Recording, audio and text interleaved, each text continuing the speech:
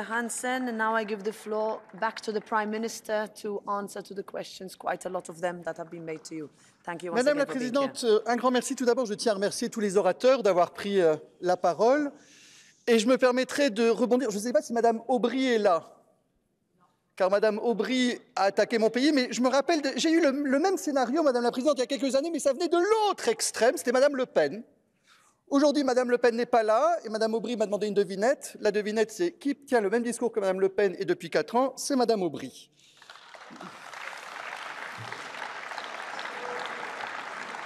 Et de plus, Madame la Présidente, pas que le discours, elle est absente quand on veut répondre. Donc, je lui ferai part de ma réponse par écrit. J'ai eu plein de questions, donc permettez-moi de le dire. Concernant la transparence fiscale, comme ça je le dis pour ceux qui ont posé aussi, le Luxembourg a ratifié en 2019 la Convention multilatérale. Nous avons, en décembre 2022, adopté la directive relative à l'imposition minimale. Nous sommes actifs au niveau de l'OCDE sur pilier 1 de la réforme fiscale internationale. Donc le Luxembourg fait partie de la solution de la lutte contre l'évasion fiscale et planification fiscale agressive, et cela fait des années qu'on n'est plus le problème, donc il serait important de se remettre à jour aussi sur tous les changements qui ont été faits au Grand-Duché de Luxembourg. J'ai eu plusieurs questions, donc je vais commencer par plutôt la fin. Monsieur Luchen a parlé de l'agriculture. Oui, l'agriculture, il faut arrêter de penser que économie, écologie et agriculture sont 3 ennemis. Au contraire, l'opportunité économique est énorme avec l'écologie et ce que l'on doit faire. Est-ce que certaines pensent que l'écologie et l'économie et l'agriculture vont l'un contre l'autre? On ne réussira pas un changement climatique sans l'économie et on ne réussira pas un changement climatique sans l'agriculture. Donc voyons plutôt des partenariats plutôt que des ennemis, et on a besoin d'une agriculture qui fonctionne, et on sait qu'on peut produire aussi autrement et que le citoyen, le consommateur, s'attend aussi à ce que l'on fasse attention à ce qu'il a dans l'assiette. Certes, le prix existe, et c'est quelque chose qui est important pour beaucoup de citoyens, mais la qualité aussi est importante, et on ne peut pas dire que les agriculteurs sont fautifs, car s'il y a bien une catégorie professionnelle qui souffre du changement climatique, Madame la Présidente, c'est les agriculteurs. C'est eux qui ne pourront plus produire s'il y a un changement climatique qui rend les champs non fertiles. Donc pensons à eux aussi quand on fait des changements climatiques. Plusieurs collègues m'ont posé des questions sur les changements et ce que l'on veut faire, l'avenir de l'Europe. Il y a beaucoup de questions qui ont été faites, il y a les 4 priorités, les 4 chapitres qui ont été... Je pense que la Commission prépare aussi des changements au niveau législatif, il faut les encourager. Moi, personnellement, si vous me posez la question, je recommanderais de ne pas changer les traités maintenant. Je vous le dis personnellement. Pourquoi? Car je sais que dans un nombre d'États, il y aura des référendums qui sont organisés. Et je pense qu'aujourd'hui, là où on peut avancer, on doit le faire. Mais de faire des changements de traités aujourd'hui serait risqué, car risquerait de bloquer, en fait, toute évolution que l'on veut faire. Donc, mettons-nous autour de la table, voyons ce que l'on peut changer sans changer les traités et avec des procédures législatives pour qu'on y avance. Vous m'avez posé la question des listes transnationales des Spitzenkandidaten.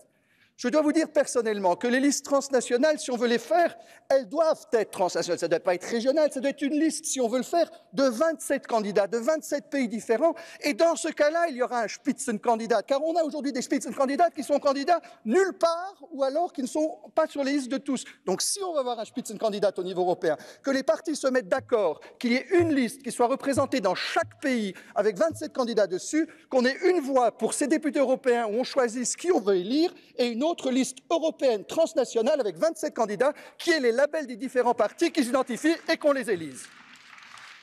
Dans ce cas-là, c'est la seule chose qui peut être faite. Sinon, ça ne sert à rien, sinon on va faire du tricotage et du bricolage et je pense que ça n'avancera à rien. Concernant la réunion de Xi Jinping et de Biden que j'ai sollicitée, oui, je pense tout simplement, je vois qu'actuellement, il y a des gens qui meurent tous les jours en Ukraine. Tous les jours. La première chose qui aiderait l'Ukraine, c'est un cessez-le-feu. Je vous le dis par mon intime conviction, un cessez-le-feu est important si on veut qu'on arrête le bain de sang. Et c'est pour ça que je vois qu'aujourd'hui, le président Poutine, et je le sais, j'ai été critiqué pour ça, mais je ne le regrette pas, j'ai au début eu contact avec le président Zelensky et à la demande du président Zelensky, j'ai eu contact aussi avec le président Poutine. Et je trouvais important de voir s'il y avait une opportunité de pouvoir peut-être trouver une solution. J'ai abandonné quand j'ai vu qu'il n'y avait pas de volonté du côté russe de trouver une solution pacifique à ce conflit. Et surtout après ce qui s'est passé à Boutcha, pour moi, le respect, tout simplement, n'était plus là pour pouvoir travailler, discuter ou essayer de trouver une solution ensemble. Et donc aujourd'hui, je vois qu'il y a d'un côté la Russie et d'un autre côté l'Ukraine. Je suis du côté ukrainien et je suis fier que dans la plupart des partis politiques, nous sommes conscients que si aujourd'hui nous sommes une démocratie sur ce continent, c'est que nous ayons eu, à l'époque de la Deuxième Guerre mondiale, d'autres pays qui sont venus nous défendre. J'ai un cimetière au Luxembourg qui est rempli de soldats américains où la plupart d'entre eux ne savaient pas où était mon pays. Ce sont eux qui sont venus me défendre par rapport au nazisme. Et si, à l'époque, d'autres, des Canadiens, des Britanniques, des Américains ne seraient pas venus, je ne serais pas une démocratie aujourd'hui.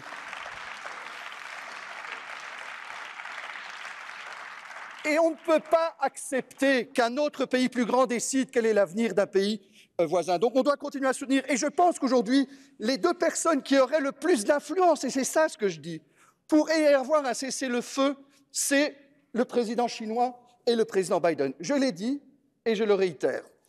Aujourd'hui, nous avons aussi, concernant la Roumanie et la Bulgarie, on m'a demandé Schengen, le Luxembourg ne s'est jamais opposé à l'entrée. Et je ne le prendrai jamais non plus comme une raison de politique nationale pour bloquer l'accès à Schengen des uns ou des autres. Concernant la politique étrangère, on m'a demandé aussi, oui, le Grand-Duché de Luxembourg, et c'est dans notre accord de coalition, est d'avis que la majorité qualifiée pourrait être une solution pour la politique étrangère, et je pense que c'est important d'aller de l'avant. Madame la Présidente, je sais que vous avez encore un ordre du jour assez longtemps. Pour moi, l'échange est quelque chose qui est important. C'est le fait de pouvoir être aujourd'hui devant vous. Je demande à personne de partager, de dire que les positions de l'un ou de l'autre, c'est bien. Et quand quelqu'un, ici, devant votre Assemblée, je dois vous dire, ça m'a choqué, Madame la Présidente, me dit que son pays est un exemple et qu'il faut suivre son pays. Moi, je suis fier que l'Union européenne, c'est 27 pays différents, des langues différentes, des cultures différentes, des valeurs différentes, des opinions différentes, des religions différentes, des origines différentes, et qu'on n'est pas un moule où on aimerait qu'on se ressemble tous. Ce serait la fin de l'Europe. Je suis fier de notre diversité. Merci. Thank you very, very much. Merci beaucoup.